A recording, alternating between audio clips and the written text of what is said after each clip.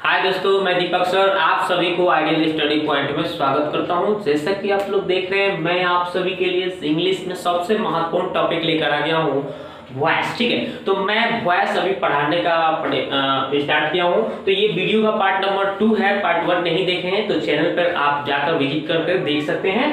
ठीक है, तो मैं अभी आपको इसमें क्या एक्टिव वॉइस से पैसिव वॉइस बनाने के रूल बता रहा हूं कि कैसे हम लोग बहुत ही आसानी तरीके से बना सकते हैं। ठीक है ना, इजीली। और ये एग्जाम भी ये प्रत्येक साल आते हैं, 10th का एग्जाम हो या 9th का हो या 11th का 12th का, सभी एग्जाम में ये आते हैं या जनरल कंपटीशन में भी ये पूछे जाते हैं। ठीक है, एसएससी सीजीएल जो भी हो। अब देखिए, तो इसमें आपको करना क्या है, तो मैं इसमें पहले वाले वीडियो में मैं उसका बेसिक कंसेप्ट और पहला टेंस का वॉइस हम लोग एक्टिव से पैसिव कैसे बनाएंगे वो अच्छी तरह से बता चुका हूं। चलिए, इसमें हम लोग दूसरा टेंस देखेंगे कि इसमें दूसरा टेंस जब रहेगा तो उसको हम लोग एक्टिव से पैसिव कैसे बनाएंगे। तो दूसरा टेंस यानी उसका एक्टिव फॉर्म जो होता है दोस्तों, एक्टिव वॉइस का जो फॉर्म होता है, ठीक है ना, एक्टिव फॉर्म का सूत्र होता है, जैसे मान लीजिए ये एक्टिव फॉर्म हो गया है, ए भी, मतलब कि ये ए से एक्टिव हो गया, बी से वॉइस। एक्टिव वॉइस का जो फॉर्म होता है, इसका सूत्र होता है दूसरा टेंस का, सब्जेक्ट के बाद में देखिएगा इज एम आर। ठीक है, सब्जेक्ट के बाद में इज एम आर और V4 यानी कि वर्ब में आईएनजी। V4 के मतलब आपको बताया गया होगा कि V4 के मतलब होता है वर्ब में आईएनजी लगा रहता है। ठीक है, तो V4 प्लस ऑब्जेक्ट, तो ये अगर रहेगा तो दूसरा टेंस होता है इज एम आर लगा के वर्ब में आईएनजी ऑब्जेक्ट लिखा रहता है। जैसे मैं जा रहा हूँ, आई एम गोइंग, मैं किताब पढ़ रहा हूँ, I am reading a book, मैं अंग्रेजी बोल रहा हूँ, आई एम स्पीकिंग इंग्लिश। ठीक है, इस तरह से जो भी सेंटेंस आते हैं वो प्रेजेंट कंटीन्यूअस टेंस के सेंटेंस होते हैं। और उसको हम लोग पैसिव कैसे बनाएंगे, तो देखिए पैसिव फॉर्म का इसका हम सूत्र लिख देते हैं। ये जो है ना ऑब्जेक्ट, ये ऑब्जेक्ट है, देखिए दोस्तों क्या है ऑब्जेक्ट, तो ये ऑब्जेक्ट पहले आ जाएगा। क्या आ जाएगा, ऑब्जेक्ट को पहले लिख देंगे हम। ठीक है ना, पैसिव में बनाएंगे अगर यहाँ पे ऑब्जेक्टिव रूप है तो यहाँ पे सब्जेक्ट रूप में आएगा, ऑब्जेक्ट को हम यहाँ पे सब्जेक्ट में लिखेंगे। ठीक है, उसके बाद में ये जो भी है इज एम आर, ये सब लिख देंगे यहाँ पे इज एम आर, मतलब इज एम आर लगा देंगे। ठीक है ना, इसके ये सब्जेक्ट के अनुसार इज एम आर लगाएंगे।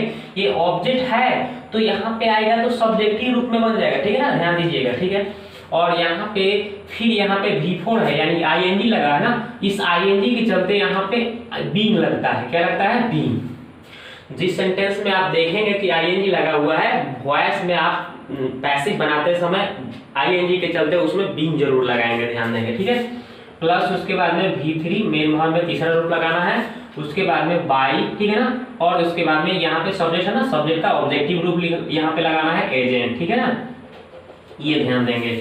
जैसे फॉर एग्जांपल ले लिया जाए, ठीक है ना, तो एग्जांपल में आपको बताता हूँ। जैसे मान लीजिए ये एग्जांपल हम लेते हैं, I am reading a book. ठीक है, तो I am reading a book जो हो गया आपका, इसको कैसे बनाएंगे, तो देखिए यहाँ पे ऑब्जेक्ट को पहले लिखना है, ए बुक पहले आ गया। ठीक है ना, और इस ए बुक के अनुसार यहाँ पे इज एम आर लगाना है, तो क्या लगेगा, इज लगेगा।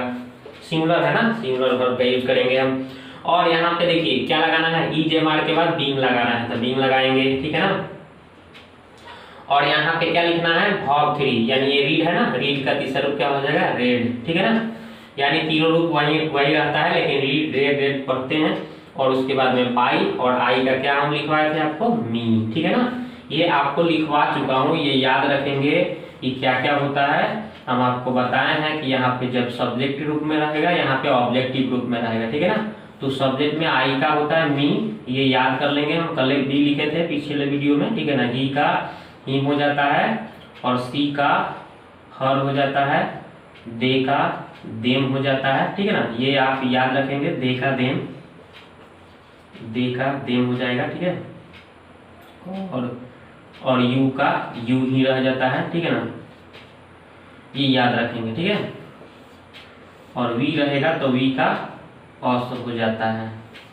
तो ये जो है 5-6 जो है इसको याद रखना है। ठीक है ना, तो वही आई का हो गया मी। अब देखिए दूसरा एग्जांपल लेते हैं। जैसे मान लीजिए सीता इज कॉलिंग मी। ठीक है, यानी सीता मुझे बुला रही है। तो देखिए यहाँ पे मी है ना, देखिए तो मी जब आया यहाँ पे, ये ऑब्जेक्ट है, तो यहाँ पे आएगा तो सब्जेक्ट बनेगा आई हो जाएगा। देखिए मी का सब्जेक्ट क्या होता है आई, तो यहाँ पे आई आ गया, और आई के साथ क्या बनेगा, क्या लगता है, तो आई के साथ क्या लगता है दोस्तों, एम लगेगा, ई जे एम आर में से क्या लगेगा, एम लगता है। और इसके बाद में बीन लगाना है ना, तो बीन लगा दीजिए, किसके चलते, इस आईएनजी के चलते। और ये कॉल का तीसरा रूप क्या होता है, कॉल्ड, ठीक है ना, यहाँ पे लिख रहा है ना, बीन लगाने के बाद में तीसरा रूप लगाना है V3 और बाई और एजेंट, यानी कि इस सीता का सीता सब्जेक्ट में है तो ऑब्जेक्ट में जाएगा तो सीता ही रहेगा, ठीक है ना, वो चेंजिंग नहीं होता है। तो समझ गए होंगे, दो एग्जांपल हमने दिया, ठीक है। एक दो और एग्जांपल समझते हैं, जैसे ही इज लविंग मी, चाहे यहाँ पे हम लगा देते हैं सी, ठीक है, सी इज लविंग मी, तो जब मी आएगा तो क्या हो जाएगा, आई बन जाएगा, आई के साथ क्या लगाना है, एम लगाना है, और इस आईएनजी के चलते क्या लग जाएगा, बीन लग जाएगा, ठीक है ना, बीन लग गया। उसके बाद में लव का तीसरा क्या होता है दोस्तों, लव्ड हो जाएगा, बाई और सी, सी का क्या हो जाता है, हर, ठीक है ना, बन गया। इस तरह से आसानी से आप बना सकते हैं। चलिए अब नेक्स्ट देखते हैं, तो हम अब लोग पढ़ेंगे इसके बाद वाले टेंस का, ठीक है ना, ये तो हो गया दूसरा टेंस का, क्लियर हो गया। अब इस पे आप प्रैक्टिस करेंगे और सब आप इसके लिए आप क्या करेंगे, तो हम अब चलते हैं, ये दूसरा टेंस सीख लिए, अब हम लोग तीसरा टेंस सीखेंगे, ठीक है ना। तो तीसरा टेंस का क्या नाम है, प्रेजेंट परफेक्ट, ठीक है ना, प्रेजेंट परफेक्ट टेंस, ठीक है, ये तीसरा टेंस हो गया। ये तीसरा टेंस के बारे में हम लोग सीखेंगे। तो तीसरा टेंस में जो है इसका एक्टिव फॉर्म जो होता है, इसका एक्टिव रूप जो होता है, सूत्र होता है टेंस का, तीसरा टेंस का, सब्जेक्ट के बाद में हैव या हैज लगा रहता है, हैव या हैज, उसके बाद में मेन वर्ब में तीसरा रूप लगा रहता है, फिर ऑब्जेक्ट लगा रहता है, ठीक है ना। तीसरा टेंस में, प्रेजेंट परफेक्ट टेंस में इसको हम जब पैसिव बनाएंगे, ठीक है ना, पैसिव वॉइस बनाएंगे तो ऑब्जेक्ट को पहले लगाना है, ठीक है ना, उसके बाद में हैव या हैज जो भी है उसको हम लिख देंगे, उसके बाद में बीन लगाएंगे, क्या लगाएंगे दोस्तों, हैव या हैज के बाद में बीन। तीन बात याद रखेंगे, कहीं आपको हैव दिखाई दे या हैज दिखाई दे या हैड दिखाई दे, ठीक है ना, एच एच एच, तो एच एच एच वाला जब भी दिखाई देगा तो इसके साथ आप क्या लगाना है, बी लगाना है, याद रखेंगे, ये तीनों के साथ है, इसके बाद में बीन का यूज होता है जब वॉइस बनाते हैं, यानी एक्टिव से पैसिव बनाते हैं, ये ट्रिक याद रखेंगे। हैव हैज हैड, है ना, एच एच एच वाला जब भी रहेगा तो उसके साथ बीन लगता है, याद रखेंगे, ठीक है।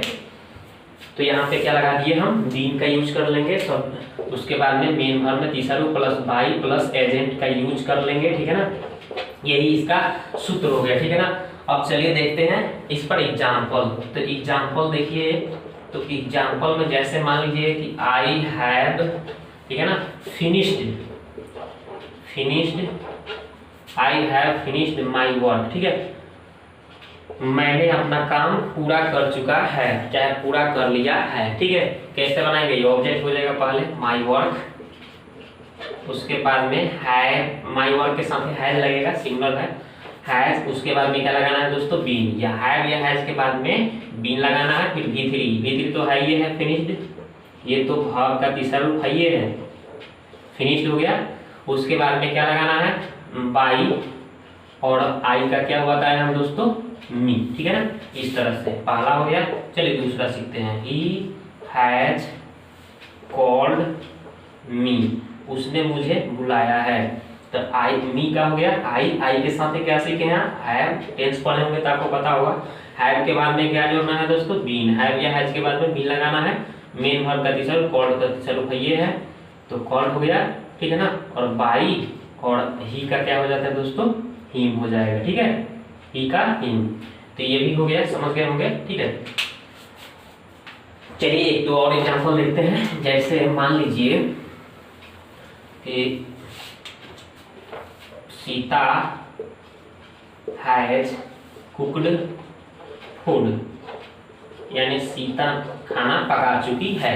कैसे बनाएंगे दोस्तों, तो देखिए है फूड पहले लिख देंगे, फूड, उसके बाद में क्या लगाना हैज, फूड सिंगुलर है इसलिए हैज लग गया, उसके बाद में बीन लग गया, उसके बाद में कुक्ड तो तीसरा रूप फैले है, ठीक है ना, कुक्ड, अब बाई और सीता है तो सीता आप लिख देंगे, ठीक है ना।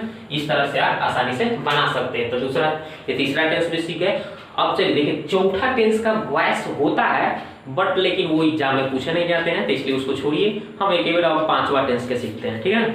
जो भी एग्जाम में पूछे जाते हैं उसको हम लोग सीखेंगे, ठीक है। तो देखिए 5वां टेंस क्या है उसको सीखते हैं। तो 5वां टेंस देखिए, 5वां टेंस जो होता है तो रूल नंबर ऐसे चौथा है, लेकिन टेंस क्या है 5वां हम लोग पढ़ेंगे, ठीक है ना। ये रूल जो है आपका, ये रूल हम बता रहे हैं, ये रूल नंबर 4 है, ठीक है ना। लेकिन टेंस कौन सा हम पढ़ा है 5वां, यानी पास्ट इंडेफिनिट टेंस, ठीक है। ये हो गया, ठीक है ना। पास्ट इंडेफिनिट टेंस, ये वाला टेंस हम पढ़ेंगे, ठीक है। तो पास्ट इंडेफिनिट टेंस में क्या क्या पढ़ना है ये देखते हैं।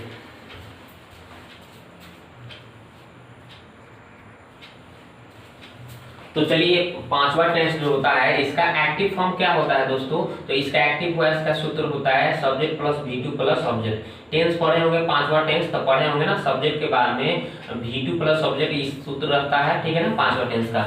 ये एक्टिव फॉर्म रहता है। जब हम इसको पैसिव फॉर्म में बदलेंगे तो हम ऑब्जेक्ट को पहले लिख देंगे, ठीक है ना।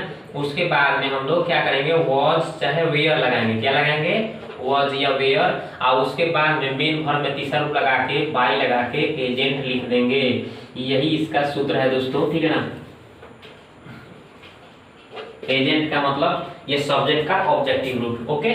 तो देखिए पहले हम ऑब्जेक्ट को लिखेंगे, जैसे एग्जांपल ले लेते हैं हम, जैसे मान लीजिए एग्जांपल में हम ले लेते हैं कि सीता वाज, ठीक है ना, नहीं वाज नहीं, 5वां टेंस में ना, तो सीता कॉल्ड मी, ठीक है, सीता मुझे बुलाई, ठीक है। तो क्या हो जाएगा, मी का हो जाएगा आई, और देखिए V2 लगा ना, सब्जेक्ट के बाद में V2 लगा होगा, यानी 5वां टेंस होगा। 5वां टेंस में हम लोग वाज या वेयर का यूज करेंगे, तो आई के साथ वाज, ठीक है ना, आई वाज। उसके बाद में मेन वर्ब में तीसरा रूप लगाना है, यानी कि कॉल्ड तो तीसरा रूप पहले है, ठीक है ना, कॉल्ड और बाई, और यहाँ पे सीता है तो सीता। ये कॉल्ड जो है दूसरा और तीसरा रूप यही रहता है, ठीक है ना। पहला देख लिए, दूसरा देखते हैं, राम हेल्प्ड मी, ठीक है ना, हेल्प्ड मी, राम ने मुझे हेल्प्ड मी, राम मेरी मदद किया, ठीक है। तो मी का हो जाएगा आई, आई के साथ क्या लगेगा दोस्तों, वाज, और वाज के बाद में मेन वर्ब में तीसरा रूप यानी हेल्प्ड, तो ऑलरेडी ये तीसरा रूप भी है और दूसरा रूप भी है, तो तीसरा रूप हो गया हेल्प्ड, और बाई और राम है तो राम, ठीक है ना। इस तरह से आपको बनाना रहेगा। चलिए एक और सेंटेंस देखते हैं। देखिए जैसे कोई बोलेगा कि आई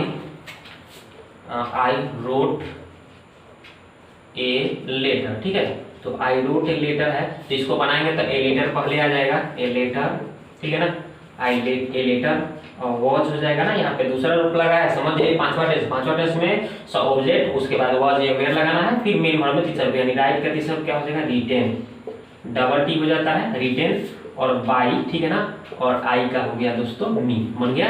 ये तीसरा हमने एग्जांपल ले लिया। इस तरह से आप चाहेंगे तो ये 5वां टेंस का ये चौथा रूल जो हमने बताया आप अच्छी तरह से बना सकते हैं, ठीक है ना। तो हम इसके बाद नेक्स्ट वीडियो में मैं इसके जो आगे 5वां 6वां 7वां 8वां जो भी रूल है टेंस में, जितना भी रूल है उसके नेक्स्ट वीडियो में मैं लेकर आऊँगा, ठीक है ना। वीडियो को मैं छोटा छोटा बनाकर डालने का प्रयास कर रहा हूँ ताकि आप बोरिंग महसूस न करें, अच्छी तरह से देख लें, ठीक है ना, कभी भी देख सकते हैं और आसानी से सीख सकते हैं। तो इसके बाद मैं नेक्स्ट वीडियो में बताऊँगा। अगर दोस्तों वीडियो आपको अच्छा लगा तो पहली बार चैनल पर आए हैं तो सब्सक्राइब कर लीजिए और साथ में बेल आइकन की घंटी को भी दबा दीजिए ताकि जितना भी वीडियो अपलोड हो ना सबसे पहले उसका नोटिफिकेशन पहुंचे, और लाइक और शेयर करना नहीं भूलिएगा ताकि मैं इस तरह से वीडियो आपके लिए लाते रहूं। और मिलते हैं नेक्स्ट वीडियो में।